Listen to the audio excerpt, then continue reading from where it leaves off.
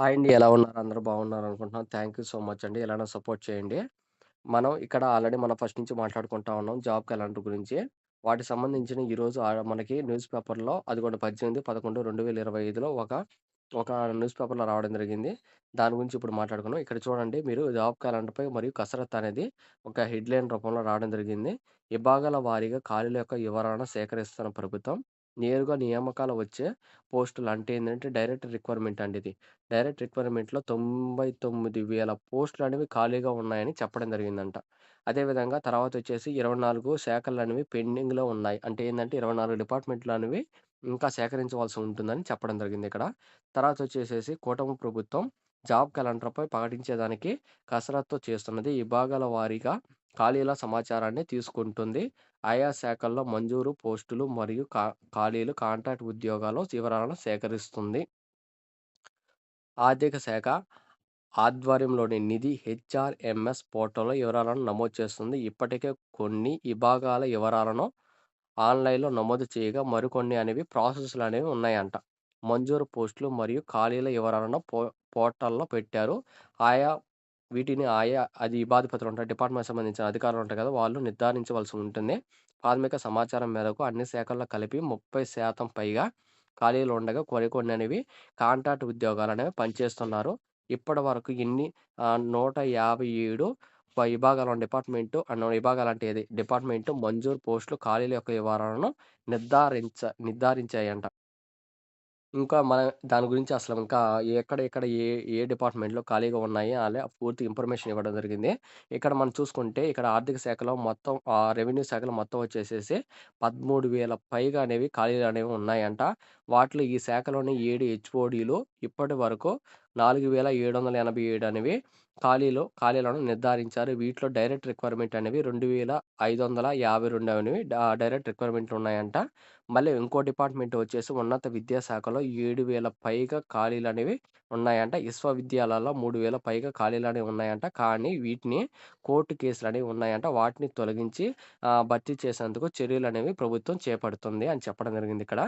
తర్వాతొచ్చేసి ఇంకో డిపార్ట్‌మెంట్ వచ్చేసి పురపాలక మరియు పట్టణాభివృద్ధి శాఖలో ఉన్న 27,000 ఖాళీలలో దాదాపు 23,000 అనేవి డైరెక్ట్ రిక్వైర్మెంట్ చేపట్టాలనే ఉద్దేశంలో ఉన్నారంట.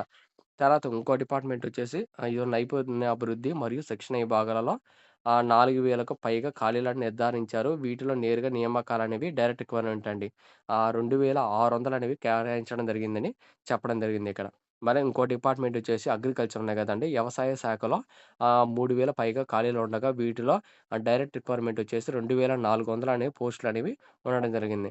తర్వాత ఇదిగోండి ఇది మనకు మెయిన్ కావాల్సింది. పంచాయతీ శాఖలో నేరుగా నియామకాలు చేపట్టేందుకు అంటే ఏందంటే 26,000 పైగా మనకి ఉండవచ్చని నిర్ధారించారు. మరో 3,000 పోస్టులను ఇన్ సర్వీస్ పదోన్నతులతో మరియు భర్తీ చేయనున్నారంట. ఇంకోటి ఇక్కడ చూడండి. ఇంకో డిపార్ట్‌మెంట్ మహిళా మరియు శిశు మరియు విభిన్న ప్రతిభావంతులు సీనియర్ సిటిజన్స్ విభాగంలో 2,400 ఖాళీలనేవి ఉండడం జరిగింది. వీటిని నేరుగా నియమించేవి ఏంటంటే 1,820 అనేవి నిర్ణయించడం జరుగుతుందంట. ఇంకా మళ్ళీ ఇందాక మనం మాట్లాడుకున్నాం గదా! పెండింగ్‌లో ఉన్నాయనే పోస్ట్‌లో వాటి గురించి. ఇక్కడ పాఠశాల విద్యాశాఖ చూడండి ఇక్కడ ఉంది. పాఠశాల మరియు విద్యాశాఖలతో సహా 24 విభాగాలలో మంజూరు పోస్టులను ఖాళీలను నిర్ధారించలేదు.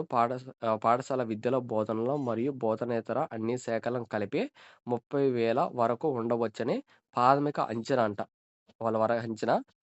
ప్రజల ఆరోగ్యం, కుటుంబ సంక్షేమ విభాగంలో అదే డైరెక్ట్ రిక్వైర్మెంట్‌కి వచ్చే పోస్టులు మొత్తం 10,000 ఉన్నాయని అంటడం జరిగింది.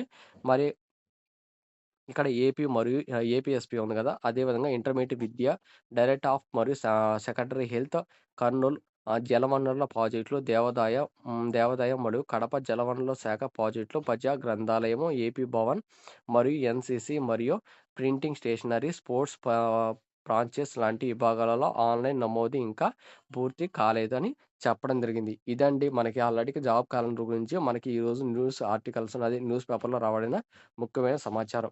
దీన్ని బట్టి మీరు అర్థం చేసుకోండి. మనకనేవి జాబ్ క్యాలెండర్ అనేది త్వరలో రాబోతున్నది. ఒకవేళ మీరు జాబ్ క్యాలెండర్ వచ్చిన తర్వాత ప్రిపేర్ అవ్వాలంటే మీకన్నించండి చాలా అంటే చాలా కష్టమైపోతుంది.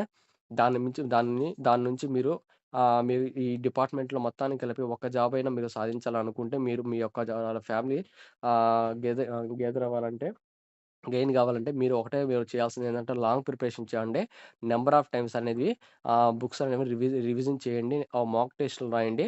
మీకు ఇలా చేయడం వల్ల ఏమవుతుందంటే మీ యొక్క స్టడీ అనేది ఇంప్రూవ్ అవుతుంది. డైరెక్ట్‌గా మీరు ఒకవేళ ఆడ నోటిఫికేషన్ వచ్చినప్పుడు అప్పుడు రివిజన్ చేసి ఓన్లీ ఎగ్జామ్స్ వరకే మీరు ప్రిపేర్ అవ్వడం జరుగుతుంది. అప్పుడు మామూలుగా ఒక సబ్జెక్ట్‌లని ప్రిపేర్ అంత అవసరం ఉండదు కాబట్టి. అందువల్ల ఇప్పటి నుంచి ఏందంటే మీ యొక్క ప్రిపరేషన్‌ని స్టార్ట్ చేయండి. మొదలుపెట్టండి. మీరు ఇక్కడి నుంచి స్టార్ట్ చేయడం వలన మీరు అక్కడికెళ్ళిన దానికి మీకనేది చాలా అంటే చాలా ఈజీ అయిపోతుంది. ఇదే నా యొక్క సజెషన్ అనేది. మళ్ళీ మేము పడ్డ కష్టాలనేవి మీరు పడబాకండి. ఖచ్చితంగా మీకనేది జాబ్ అనేది వస్తుంది. ఓకేనా? కొత్తగా ఎవరైనా మా ఛానెల్‌ని విజిట్ అవుంటే ఖచ్చితంగా మన ఛానెల్ సబ్స్క్రైబ్ చేసుకోండి. మరిన్ని జాబ్ అప్డేట్స్ ఖచ్చితంగా ఇస్తాను. అదేవిధంగా ఇంక నుంచి సబ్జెక్ట్ వారీగా గూడా మన ఛానెల్‌లో అప్‌లోడ్ చేయడం జరుగుతుంది. ఓకే అండి. థాంక్ యూ సో మచ్ అండి. ఇంకా ఎవరైనా వివరాలొస్తే ఖచ్చితంగా మన ఛానెల్‌లో అప్‌లోడ్ చేస్తాను. థాంక్ యూ సో మచ్ అండి.